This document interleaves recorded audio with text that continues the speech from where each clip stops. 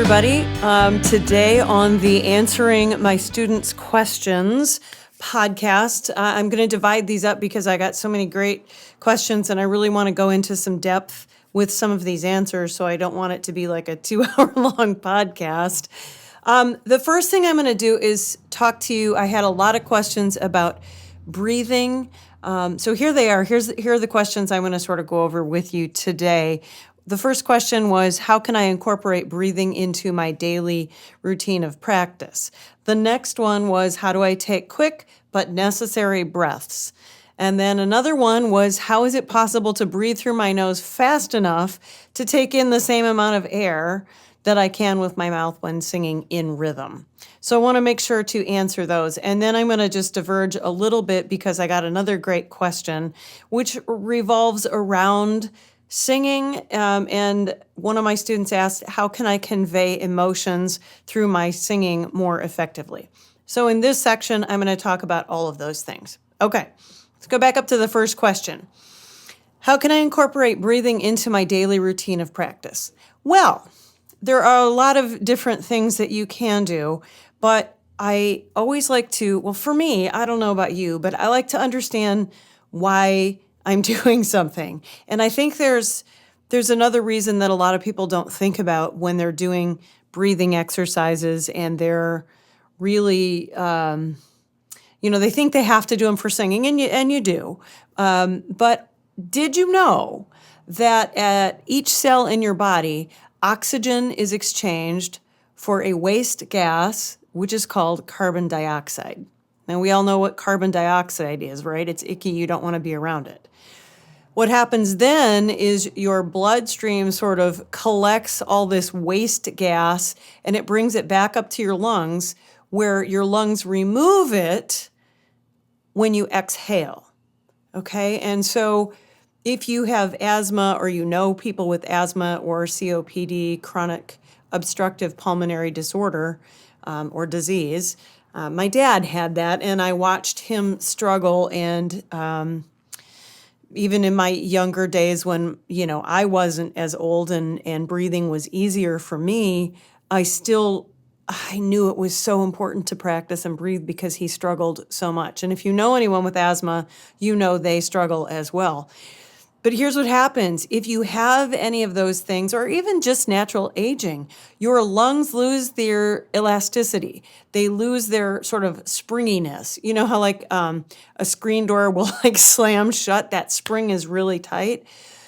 Well, your lungs sort of do that, and they get all of that waste gas, that carbon dioxide, they get it out when you exhale. But they lose that elasticity, and they lose that ability to do that as well as we age, or if you have any of these conditions. So that bad air, that the carbon dioxide gets trapped in your lungs. And over time of not being able to get out all of this bad air, your diaphragm has less room to contract because your lungs are still full, right? And so it can't breathe as much fresh oxygen back into your body, right? So if your diaphragm isn't working properly, then what you start to do is you start to overuse muscles like neck, back, and chest just in order to breathe, right? And as you know from being a singer, if you tense those muscles, if you tense your neck or your back or your chest, breathing and singing is just not as good. Your quality is just not going to be as good, but your health is not going to be as good either. Okay? So try this breathing exercise. If you allow your neck and your back and your chest to be free. So what do I mean by that? If you can notice, like, are you contracting in any of those places? Do you have tension? And what we're doing is not really saying relax, because relax is just a complete letting go. There's got to be some tension. We have necessary tension when we sing and when we breathe. But what you're looking for is excessive tension, overusing those places. So is there any place in your neck or your back or your chest where you might be able to release a little bit of the contraction that you're holding, right? So can you free it just a little bit? Okay, and then you inhale through your nose, and you exhale through sort of pursed lips, so you get that sound. And your exhale is usually twice as long or more as your inhale. So if you inhale for 4 counts, you're going to exhale at least for 8. And I like to always exhale a little bit longer. That's just me personally. 8 is fine, but I don't know. I just have more air in my lungs, and I want to make sure I'm getting all of it out. So I really go to longer lengths to keep exhaling my air. So then you can do this if you're sitting or if you're standing, but I also think you should try it lying flat on your back on the floor. I think you should place a book behind your head so that your neck is not like overly extended backwards. And I think you should bring your knees so that they're up, bend your legs so your knees are up facing the ceiling and your feet are by your butt. So you're not putting extra pressure on the back. Then when you inhale, watch your abdomen rise. It will automatically inhale. It will rise as you inhale, and it will lower as you exhale. And watch the movement of the rib cage. And you know what? Your ribs may not move a lot at first, but we need to be aware of this movement in the rib cage because it's that allowing of the muscles, the intercostal muscles, and all the back muscles and the lat muscles and, the neck muscles that stop. They're over tense and they stop allowing the movement in the rib cage. And if we don't allow the movement in the rib cage, then the lungs have nowhere to expand to. So just inhale through the nose and exhale through the mouth. I think you should do this for 5 to 10 minutes every single day. I like to get up in the morning and I've got a movement routine that I do, but it includes breathing. So I do movement and breathing every single day. And I love to start my day with it because it sort of gets me in this calm and, gets my parasympathetic nervous system working and puts me in a nice centered place to start my day. I also love to do this at night when I come home after a long day of work and my nervous system is all jacked up because I've done all of these different things during the day. And so the breathing exercises help calm me down and get me prepared for a better night's sleep. So if you did that 5 or 10 minutes in the morning, 5 or 10 minutes in the evening, that's a good amount of breathing that doesn't take up too much time and it doesn't really cramp your day. The thing about routines is that you just have to do them. I think it's also really easy if you want to break it up to do 3 breaths or 5 breaths, like set a random alarm on your phone and see when it comes up if you have the ability to step away and take 3 really deep breaths, deep cleansing breaths in the middle of your day.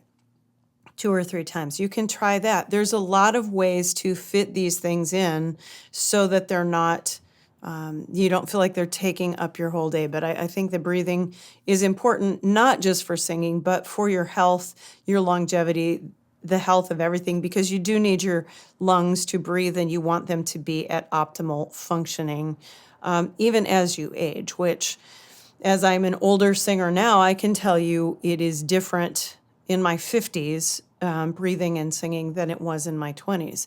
So I'm glad that I took care of myself, but even I notice the change in my body, and I want to just do everything I can to A, be healthy and strong, and B, have great lung capacity so that I can continue to sing, and hopefully that's what you want as well. So moving on to the next question, how do I take quick but necessary breaths? Well, the thing is, I see a lot of students that try to suck air in, right? And if you hear air coming in, it's tight, right? You know that you are using auxiliary muscles or ancillary muscles, extra muscles to suck that air in quickly. Here's the deal. If you allow your diaphragm to drop and your rib cage to expand, there is an atmospheric pressure that takes place between the outside air and the air in your lungs, and air will come in automatically, right? So it's learning to take a quick breath by letting the diaphragm contract downward and letting the ribs open and taking a breath in without extra excessive tension. And that is what you are practicing even in these 5 to 10 minute sessions, right? How do I take in air? How do I allow my body to work as it was meant to work so that if I have a quick passage, I can take in enough air? Which leads me to this next question. How is it possible to breathe through my nose fast enough to take in the same amount of air that I can with my mouth when singing in rhythm? Well, a couple of things. Sometimes we don't. So, sometimes we don't breathe through the nose. I think that there are several ways that you can breathe. One is completely through the nose if you have time.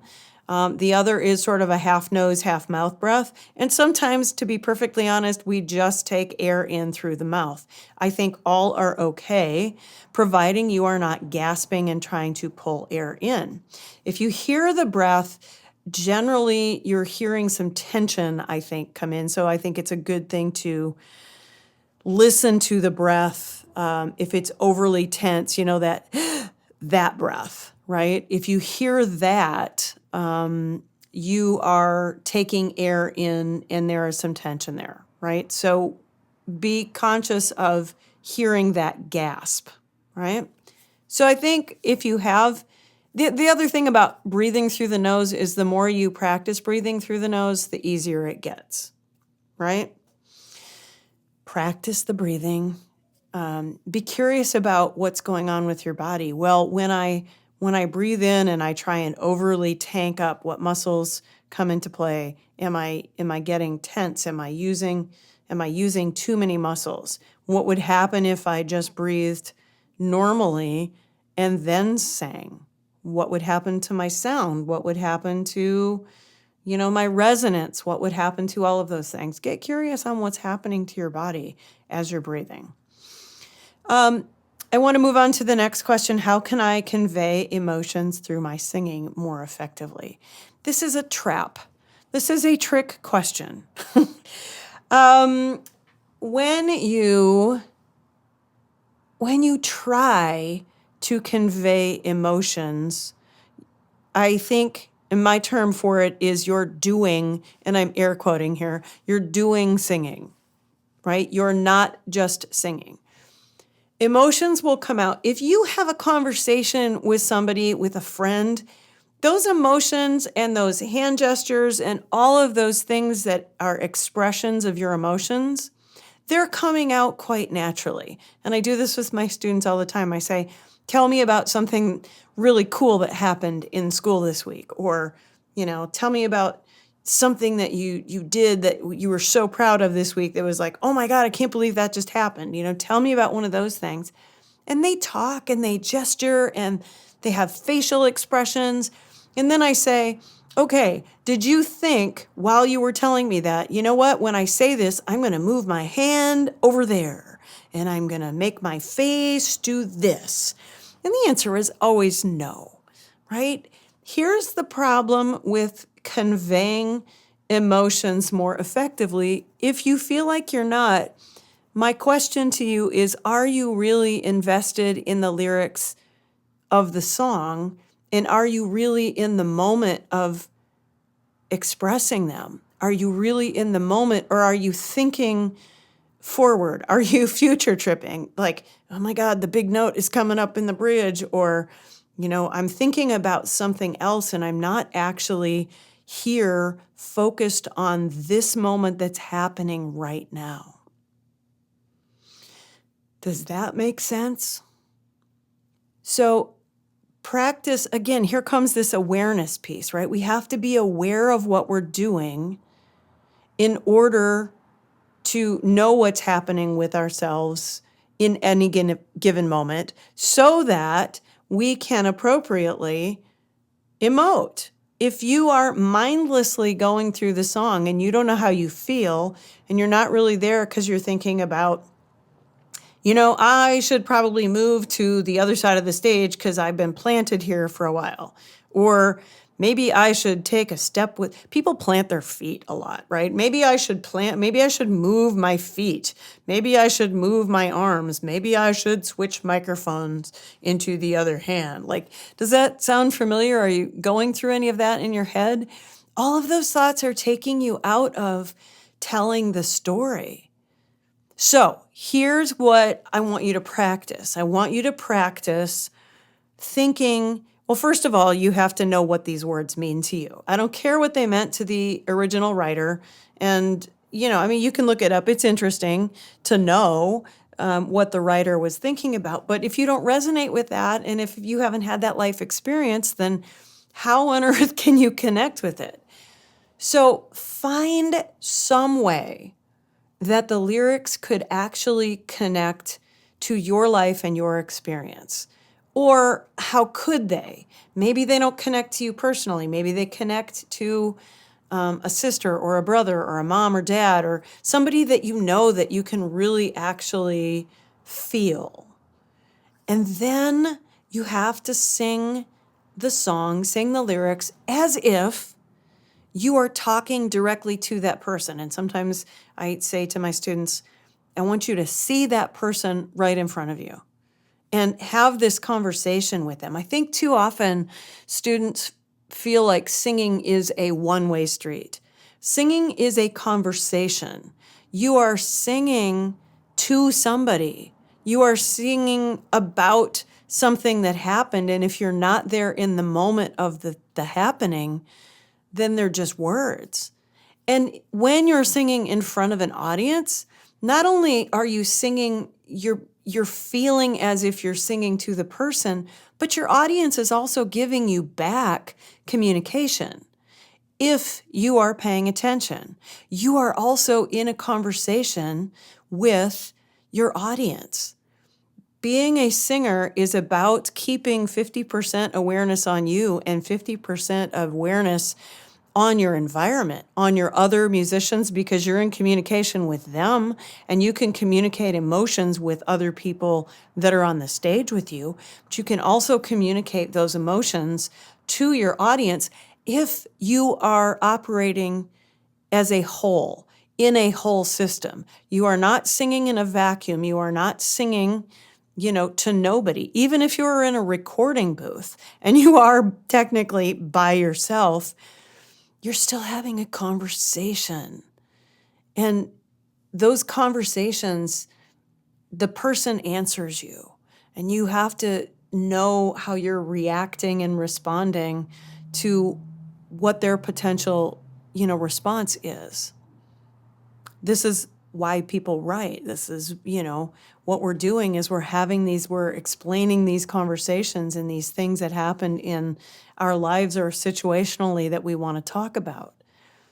And if you're in the moment and you're actually feeling the words and the emotion and the intention behind those lyrics, then you will emote. You will emote. You will give your emotions appropriately. And no one can, no one can tell you then, oh, you have to do this here, because you'll just do things instinctively if you are actually in the moment. So practice the awareness, practice knowing when your mind has drifted off into, oh, what am I having for lunch? Or I need to get this other thing of homework done, or I didn't get time to do this or talk to that person, or I need to respond to this text. All of those things are pulling you out of the story and the practice. And you can check those things by recording yourself. Every phone has a great video camera. Video yourself and watch, and you can tell if you're honest with yourself, you can tell when you're out of the story, right? You can tell when you're out of character and you've stepped out of something and you started thinking about. I stop my students all the time and say, what are you thinking about? Right? And they're always thinking about the note, or, oh, I didn't like how I just hit that. And it pulls you out of now. It pulls you out of the moment. And this is the only moment in which you can emote. If you're thinking about the future emotions, well, then you've pulled yourself out of the present emotions. Then if you're thinking about something that happened in the past, well, again, you've pulled yourself out of the present. And this is the only time that you have that you can emote. You know, if you're building yourself up for something that's happening in the future, you might be getting tense and scared, and you might be reacting to something, and then that stops your future emotions in the song. And then, of course, your head and the mean girl or the bully in your head gets involved, and you self-sabotage, right? So stay in the present, stay in the moment, stay in the intention of the song, and know what it's about to you. You know, if you don't know what the lyrics are about, figure it out. Figure out what they could mean to you, and then feel it. Because again, people won't remember what you said. People won't remember what you did. But people, your audience, your fans will always, always, always remember how you made them feel. So you have to be feeling, and you have to understand what you're feeling first in order to take them on your journey with you. Okay, that is it for today. I hope this has been helpful, and I'm going to move on to another topic